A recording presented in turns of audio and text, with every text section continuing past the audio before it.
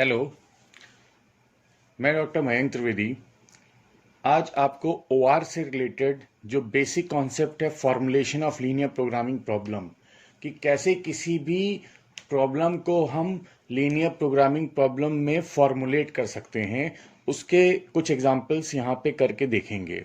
और उसके बाद हम ये जान पाएंगे कि उसमें कंस्ट्रेंट्स कैसे अप्लाई करते हैं और ऑब्जेक्टिव कैसे फाइंड आउट करते हैं, डिसीजन वेरिएबल कैसे फाइंड आउट करते हैं और नॉन नेगेटिव रेस्ट्रिक्शन कंडीशन तो होती ही होती है।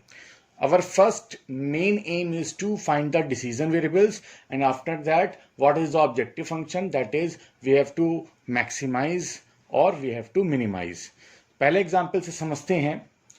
पहला एग्जाम्पल हमारा है the standard weight of special purpose brick is 5 kg।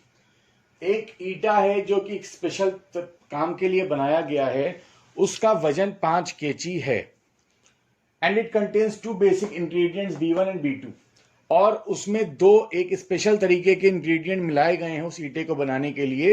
एक B1 इंग्रेडिएंट मिलाया गया है, एक B2। B1 cost ₹5 kg and B2 cost ₹8 पर kg। B1 ₹5 प्रति किलो के हिसाब से कीमत आती है और B2 की कीमत ₹8 प्रति किलो के हिसाब से आती है। Strength considerations indicate that brick should contain not more than 4 kg of B1। मजबूती की जो कंसिडरेशन बताया गया है उसके हिसाब से एक ईटे में 4 किलो से ज्यादा B1 इंग्रेडिएंट नहीं होना चाहिए and a minimum of 2 kg of B2 और 2 kg से कम नहीं होना चाहिए। Since the demand for the product is likely to be related to the price of the brick, formulate this problem as LPP। अब इस प्रॉब्लम को हमें लीनियर प्रोग्रामिंग प्रॉब्लम में कन्वर्ट करना है, तो हमारा पहला सबसे होता है पर्पस LPP में चेंज करने के लिए कि यहां पर हमारा डिसीजन वेरिएबल क्या है और कितने हैं।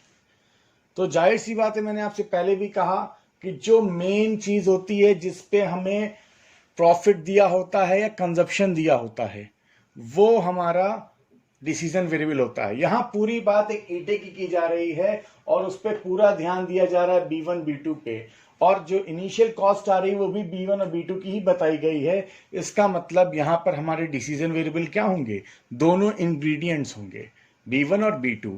तो लेट अस सपोज दैट जब हम सॉल्यूशन की बात करेंगे तो सबसे पहले हम कहेंगे लेट x1 क्या होगा हमारा, x1 होगा हमारा amount of ingredient B1 amount of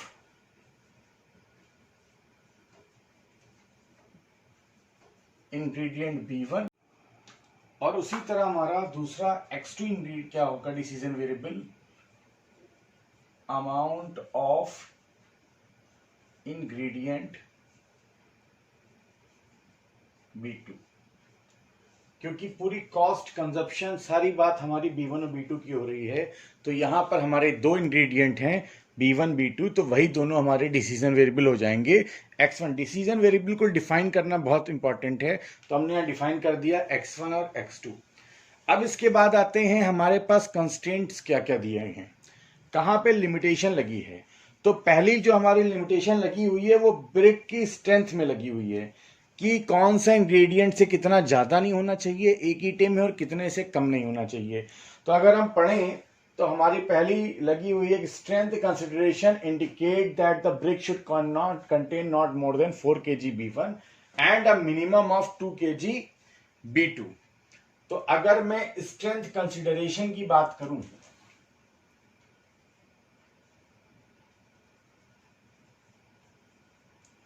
strength constraint जो हमारे अप्लाई हो रहे हैं,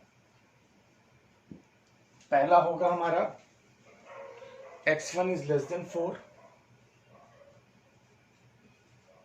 और दूसरा होगा x2 इज ग्रेटर देन 2। क्यों बोला गया है हमसे कि जो B1 है नॉट मोर देन 4 से अधिक ना हो, या तो 4 हो या उससे कम हो, इसीलिए मैंने x1 is less than equal to 4 लिखा है।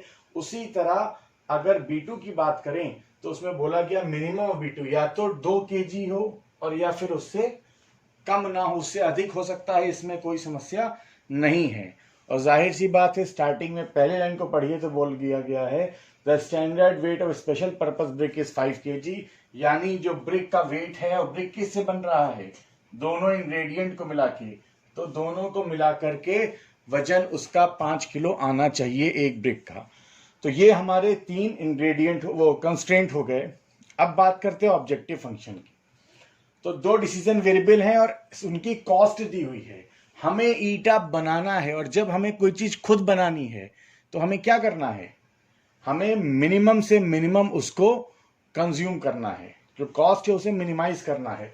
तो यहां पे जो हमारा ऑब्जेक्टिव फंक्शन होगा वो क्या होगा, minimum z is equal to 5x1 plus 8x2, क्योंकि कॉस्ट दी हुई है यहां पे 5 और 8।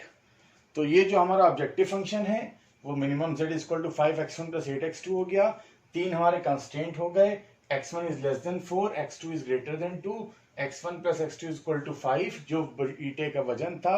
और लास्ट में जो नॉन नेगेटिव रेस्ट्रिक्शन कंडीशन होती है कि जितने डिसीजन वेरिएबल हैं वो कम से कम 0 या पॉजिटिव होने चाहिए, वो कभी भी नेगेटिव नहीं हो सकते हैं। तो ये तो था हमारा पहला एग्जाम्पल जिसमें मिनिमम की बात की गई है। मैंने आपसे पहले भी कहा ऑप्टिमाइज करते हैं चीज़ों को। ऑप्टिमाइज का मतलब है या तो मैक्सिमाइज करेंगे प्रॉफिट के टर्म्स में और या मिनिमाइज करेंगे इनपुट के टर्म्स में। Now we take another example of formulation of LPP problem in which we have to maximise the objective function regards with the constraint and non negative restriction condition. पहले question पढ़ते हैं, समझते हैं और उसके बाद उसको एलपीपी में फॉर्मुलेट करते हैं। Our question says a company makes 2 kinds of leather belt. एक कंपनी 2 तरह की लेदर बेल्ट बनाती है।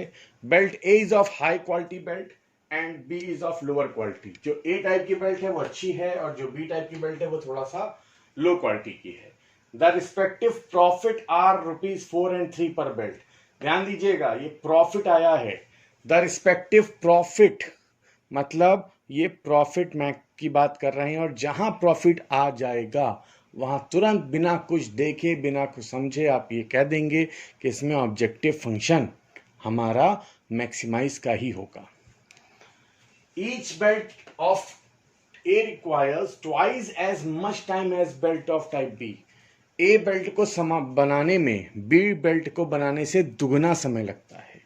लिखा है ना, twice as much time as belt of type B, यानी टाइप बी को बनाने में जितना समय लगता है उससे दुगना डबल टाइम लगता है ए को बनाने में। The company could make 1000 belt per day in all. Company एक दिन में 1000 से अधिक बेल्ट नहीं बना सकती। मैक्सिमम लिमिट उसकी 1000 है, दोनों बेल्ट मिला के ए और B. The supply of leather is sufficient for only 800 belt. अब यहाँ पे लेदर का कंस्ट्रेंट दिया हुआ है कि लेदर कितना अवेलेबल है दोनों को मिला करके, तो 800 बेल्ट से ज़्यादा हम एक दिन में नहीं बना सकते हैं। आगे बढ़ते हैं। Belt A requires a fancy buckle of only 400। Belt A में जो बक्कल लगेंगे वो सिर्फ 400 ही है। इसका मतलब मैक्सिमम बेल्ट ए जो हैं ए टाइप की बेल्ट वो 400 से अधिक नहीं बन सकती। In the same way, there are only 700 buckles a day available for belt B। और एक दिन में बेल्ट बी में 700 से अधिक बकल नहीं लग सकते जो बेल्ट बी में लगेंगे, वो सिर्फ 700 ही अवेलेबल हैं per day. Formulate the above as LPP. इसको हमें एलपीपी में बनाना है। पूरे को पैरा को तोड़ तोड़ के जैसे मैंने पढ़ा है आराम से पढ़िए। तो 2-3 चीज़ें हमें इसमें समझ में आ रही हैं। पहली सबसे बड़ी बात कि प्रॉफिट करना दिया हुआ है। दूसरी चीज 2 तरह की बेल्ट की बात हो रही है। तो यहां सबसे पहले हम डिसीजन वेरिएबल पता करेंगे। डिसीजन वेरिएबल 2 तरीके का है। एक हो गया हमारा ए टाइप की बेल्ट और दूसरा हो गया बी टाइप की बेल्ट। क्योंकि दोनों पूरे इस क्वेश्चन में सिर्फ बेल्ट की ही बात हो रही है और इसलिए और प्रॉफिट भी बेल्ट पे ही बोला जा रहा है, इसलिए हमारा डिसीजन वेरिएबल हो गया x1 number of A type belt और x2 number of B type belt. Now जैसा मैंने आपसे कहा डिसीजन वेरिएबल के बाद हम अपना ऑब्जेक्टिव फंक्शन डिफाइन करते हैं। यहाँ पे दिया हुआ है प्रॉफिट, तो हमारा ऑब्जेक्टिव फंक्शन मैक्सिमाइज का हो जाएगा 4x1 plus 3x2। Objective function को डिफाइन करने के बाद अब हम कंस्ट्रेंट पे आएंगे। हमारा पहला कंस्ट्रेंट जिसको हम टाइम कंस्ट्रेंट भी कह सकते हैं, जो कह रहा है कि each belt type of A requires twice as much time as type of belt B. B से दुगना समय ए बेल्ट को बनाने में लगता है, और एक दिन में कंपनी कितनी बेल्ट दोनों मिला के बना सकती है? 1000। तो ये हमारा टाइम कंस्ट्रेंट है कि 2x1 + x2 is less than equal to 1000। Less than equal to का मतलब है या तो 1000 बनाएगी या उससे कम बनाएगी, उससे अधिक या ज्यादा नहीं बना सकती है। 2 का मतलब है x1 है ए टाइप की बेल्ट, तो दुगना टाइम लग रहा है किससे? x2 से, बी टाइप की बेल्ट से। तो पहला हमारा हो गया टाइम कंस्ट्रेंट। अब हम जब लेदर कंस्ट्रेंट की बात करते हैं तो लेदर कंस्ट्रेंट का दिया हुआ है कि the supply of leather is sufficient for only 800 belt both A and B. 800 से अधिक बेल्ट नहीं, उससे कम बना सकते हैं या उतनी बना सकते हैं, उससे ज्यादा नहीं बना सकते। तो दोनों बेल्ट को मिलाकर के लेदर कितना है? लेदर कंस्ट्रेंट हो गया। अब बात करते हैं, आगे बढ़ते हैं बक्कल की। Belt A requires a fancy buckle and only 400 available. ज्यादा से 400 ही फैंसी बक्कल अवेलेबल हैं बेल्ट ए टाइप के लिए। ए कौन सी है? x1। x1 या तो 400 बक्कल होंगे, उससे कम होंगे, उससे अधिक नहीं हो सकते। In the same way belt B की भी जब बात कर रहे हैं तो 700 ही बक्कल अवेलेबल हैं मैक्सिमम। तो या तो 700 बेल्ट बनेगी और या 700 से कम बनेगी, इसीलिए मैंने यहाँ पे लेस देन इक्वल टू का साइन लगाया हुआ है। और लास्ट में और तो कोई चीज रह नहीं गई, हमने ऑब्जेक्टिव फंक्शन डिफाइन कर दिया, डिसीजन वेरिएबल डिफाइन कर दिए, time constraint, leather constraint, buckle constraint, जितने कंस्ट्रेंट थे वो डिफाइन कर दिए। तो लास्ट में नॉन नेगेटिव रेस्ट्रिक्शन कंडीशन कि x1 x2 जो भी बेल्ट होंगी पॉजिटिव ही होंगी। ये हमेशा पॉजिटिव होता है, जैसा कि मैंने आपको पहले भी बताया कि नॉन नेगेटिव रेस्ट्रिक्शन कंडीशन कभी भी नेगेटिव नहीं हो सकती हैं। तो यहाँ पे हम लोगों ने दो प्रॉब्लम की, एक मिनिमाइज ऑब्जेक्टिव फंक्शन की और मैक्सिमाइज ऑब्जेक्टिव फंक्शन की, क्योंकि ऑप्टिमाइज में फिर से मैं बता रहा हूँ कि maximise the profit and minimise the loss और input cost. So these are two examples which we did today so that you can understand and solve as many questions as you can. Thank you.